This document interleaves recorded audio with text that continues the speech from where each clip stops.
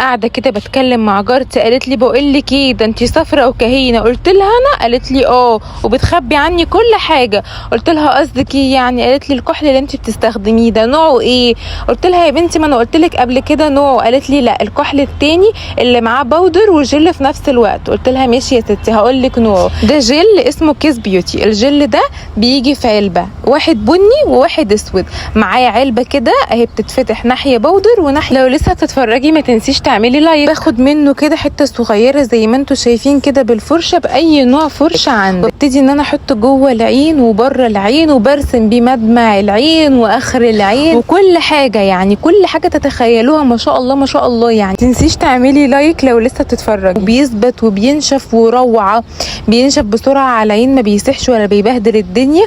وعايزه اقول لكم انه مش عارفه ازاي ده زيه زي انجروت ده عامل 480 او 500 جنيه، ده باقل من 100 جنيه، ده بحوالي 80 جنيه مثلا الاثنين العلبتين.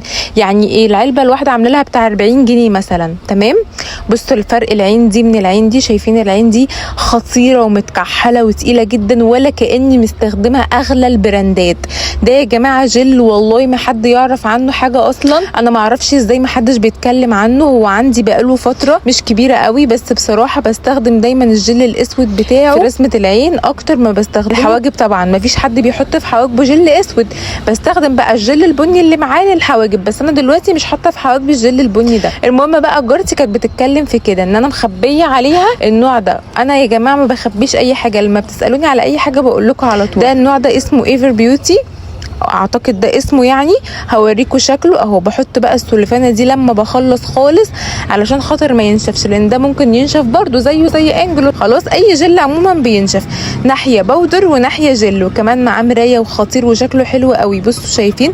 هاخد بقى كمان من الباودر واجرب ان انا اثبت بيها. بعد ما بتحطي لازم تثبتي عشان الحر داخل وهيسيح، عشان تبقوا عارفين. انا قلت لكم اهو الحر داخل وبيسيح، ولازم نثبت بالباودر بتاعته. الباودر بتاعته خطيره وثابته جدا وجميله قوي قوي قوي اهو. ده شكله. لو لسه بتتفرجي بقى ما تنسيش تعملي لايك كده وتصلي على النبي في الكومنتات. هوريكم كمان البني بتاعه. البني بتاعه بقى كمان ثابت جدا في الحواجب، مهما تغسلي وشك وتتوضي لا ثابت. بصوا شايفين الدرجات خطير، ومعاه مرايه كده في الغطا، اموره قوي، حاجه اموره كده صغنطوطه محندقه بجد تحفه اهو. اسمه كيس بيوتي زي ما انتم شايفين كده.